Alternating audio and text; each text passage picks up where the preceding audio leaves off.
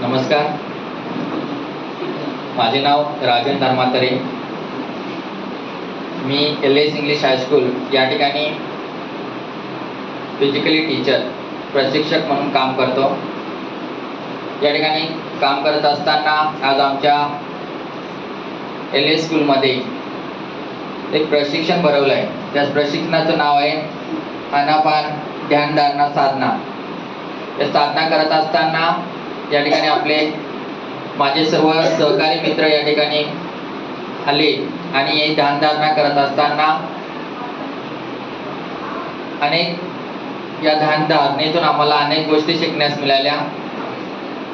त्याच्यामध्ये आपलं मन एकाग्र कसं केलं पाहिजे, आपलं मन केंद्रित कसं केलं पाहिजे, यासाठी आपण आपल्या श्वसन नियंत्रण कसं केलं पाहिजे आणि त्यातून ध्यानधारणा करत असताना आपल्या मनामध्ये येणारे वेगवेगळे विचार असतील, त्या विचारांवरती आपण काम कसं केलं पाहिजे, त्यातून आपल्या विचाराचे परिवर्तन कसे घडवून आणले पाहिजे, हे यातून शिकण्यास मिळालं.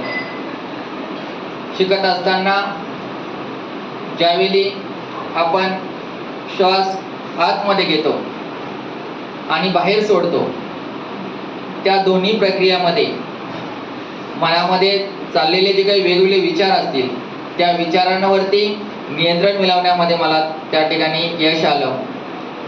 आणि यश मिळवतानाच भविष्यामध्ये मुलांना देखील अशा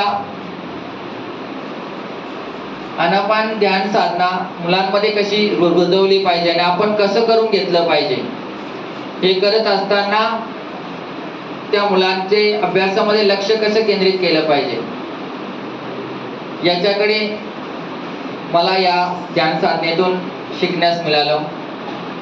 शिकत असताना माझे जे सहकारी मित्र आहेत, त्या सहकारी मित्रांनी सुद्धा चांगल्या प्रकारे या ठिकाणी ध्यानधारणा केली आणि सर्वांना या ध्यानधारणेतून पुढे भविष्यामध्ये मुलांना शिकवत असताना